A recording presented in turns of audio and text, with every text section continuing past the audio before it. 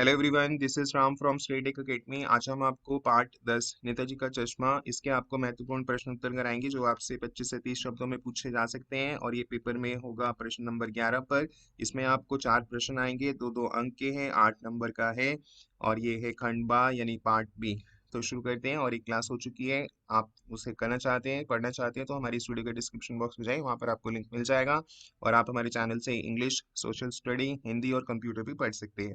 तो चैनल को जरूर सब्सक्राइब करें और बेल आइकन को हिट करें। तो स्टार्ट करते हैं आज की क्लास। आज की क्लास का पहला प्रश्न, नगर पालिका द्वारा किसकी मूर्ति को कहाँ लगवाने का निर्णय लिया गया?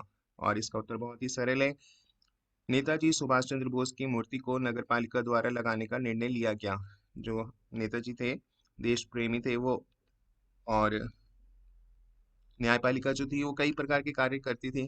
तो उन्होंने एक निर्णय लिया कि सुभाष चंद्र बोस बोस जो है उनकी मूर्ति को लगवाया जाए और इस मूर्ति को कस्बे के बीचों बीच चौराहे पर लगवाने का फैसला लिया गया।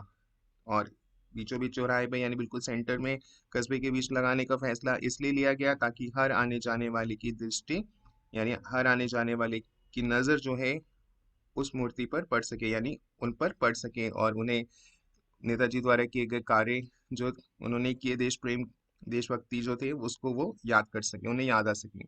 तो ये था प्रश्न एक। अब आते हैं प्रश्न दो पे, नेताजी की मूर्ति में कौन सी कमी खटकती थी?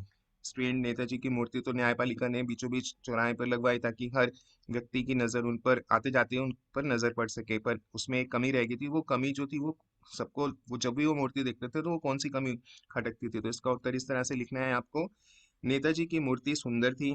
नेताजी की मूर्ति तो बहुत सुंदर बनी थी। वह अपने वह अपने उद्देश्य में सार्थक सिद्ध हो रही थी। उसे देखते ही नेताजी द्वारा किए गए कार्य याद आने लगते थे और यही कारण भी था कि नेताजी की मूर्ति को चौराहे के बीचों बीच लगाया गया।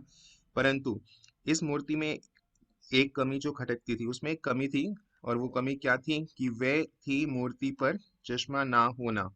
अब मूर्ति पर चश्मा ना होना सब अजीब सा लगता था सबको, कि क्योंकि सबने नेताजी की तस्वीर तो देखी, चाहे उन्हें नेताजी को नहीं देखा होगा, पर वो हमेशा तस्वीर में ये देखते थे कि नेताजी ने हमेशा चश्मा पहना है और जो मूर्ति बनी है इसमें तो चश्मा है ही नहीं। तो ये एक कमी थी जो खटकती थी। तो चश्मा ना होने से नेताजी का व्यक्तित्व अधूरा सा प्रतीत होता था, और जब नेताजी की मूर्ति में अगर चश्मा ना हो तो उनकी पर्सनालिटी जो है वो फिर अजीब खटकती थी लोगों को, कि अब उनका जो व्यक्तित्व था वो तो प्रभावशाली था और चश्मा भी उनके व्यक्तित्व की पहचान भी थी।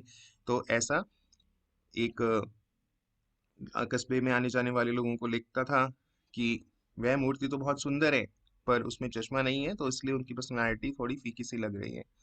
तो अब आते हैं प्रश्न 3 पे, नेताजी का चश्मा पाठ के माध्यम से लेखक ने क्या संदेश देने का प्रयास किया है?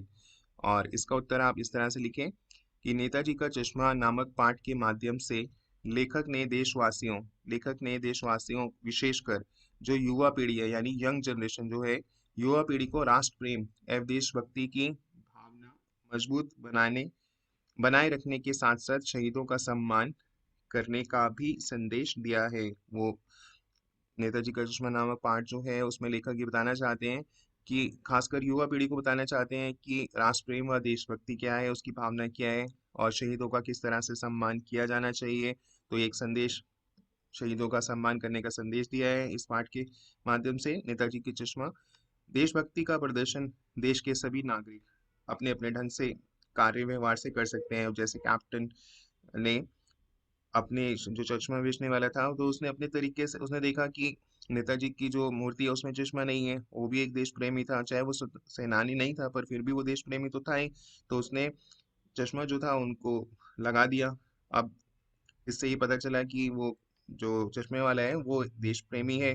तो अब हर किसी को अपने अपने ढंग से हर किसी नागरिक को अपने अपने ढंग से देश प्रेम जो है वो प्रदर्शन करने का वो अपनी तरह से कर सकते हैं। तो हम इस तरह से लिखेंगे, देशभक्ति का प्रदर्शन देश के सभी नागरिक अपने अपने ढंग से कार्य व्यवहार से कर सकते हैं। तो इस तरह से आप इसका उत्तर दें तो आपको अच्छे अंक मिल जाएंगे। अब आते हैं अगले प्रश्न पे, बच्चों द्वारा मूर्ति पर सरकंडे का चश्मा क्या प्रदर्शित करता है? अब कुछ बच्चों ने जब देखा कि मूर्ति पर तो चश्मा है ही नहीं, पर पहले वो रोज लगता था, तो क्योंकि जो चश्मे वाला था वो मर चुका था, तो अब उन्होंने बच्चों ने क्या किया, एक लोहे का ऐसे सरकंडे सा बना के लगा दिया चश्मे की जैसे, तो पर वो क्या दिखाता है? तो इसलिए इसका उत्तर आपको इस तरह से देना है, बच्चों द्वारा मूर्ति पर सरकंडे का चश्मा लगाना यह प्रदर्शित करता है, पहले आप ये लिख लें कि बच्चों के मन में देश प्रेम और देशभक्ति के बीज अंकुरित हो गए हैं। तो आजकल जो बच्चे हैं वो वो समझ गए हैं कि देश प्रेम क्या होता है, देश प्रेम की भावना क्या होती है। तो उनके मन में देशभक्ति के बीज जो है वो अंकुरित हो गए हैं, उन्हें यह ज्ञान हो गया है, उन्हें ये पता चल गया है कि शहीदों और देशभक्तों का आदर करना चाहिए। तो इसलिए जब उन्होंने देखा कि नेताजी सुभाष चंद्र बोस की जो मूर्ति है उस पर चश्मा नहीं है, तो उन्होंने अपनी तरफ से एक सरकंडे का चश्मा बनाकर उनको लगा दिया, और इससे ये प्रतीत हुआ कि वो अ, देशभक्ति के बीच उनके अंकुरित हो गए हैं, और अब वो समझ गए हैं कि देशभक्तों और शहीदों और देशभक्तों का आदर करना चाहिए। और अब आते हैं प्रश्न 5 पे, मूर्ति बनवाने का कार्य स्थानीय ड्राइंग मास्टर को क्यों सौंपना पड़ा? स्टूडेंट, इसका एक कारण था, क्योंकि जो नगर पालिका ने तो ये निर्णय किया था कि मूर्ति में उसका जो काम था वो बहुत ही धीरे चल रहा था। तो पहले आप लिखें कि मूर्ति बनाने का कार्य, प्रश्न में से ही लिख लें, स्थानीय ड्राइंग मास्टर को इसलिए सौंपना पड़ा, उसके बाद लिखें क्योंकि अधिकारियों ने फाइलों और मूर्ति संबंधी अन्य बातों के निर्णय में बहुत अधिक समय ले लिया। तो जो डिसीजन लेना था मूर्ति संबंधी कई बातें थी, तो उसमें उन्होंने काफी उसका डिसीजन लेने में काफी टाइम लगा दिया। तो ये अधिकारी अपना कार्यकाल समाप्त होने से पहले ही मूर्ति बनवाने का काम कर लेना चाहते थे। वो चाहते थे कि उनकी जो कार्यकाल है, यानी उनका जो जब उनका कार्यकाल समाप्त हो जाएगा तो उससे पहले ही वो मूर्ति का काम करवा लेना चाहते थे। तो इसलिए जल्दबाजी में इससे स्थानीय ड्राइंग मास्टर को सौंप दिया गया। तो यही कारण था मूर्ति बनवाने का कार्य स्थानीय ड्राइंग मास्टर को सौंपना पड़ा। तो ये थे कुछ महत्वपूर्ण प्रश्न उत्तर। Thanks for watching, learn more, do like, subscribe, comment and share. Bye and have a good day.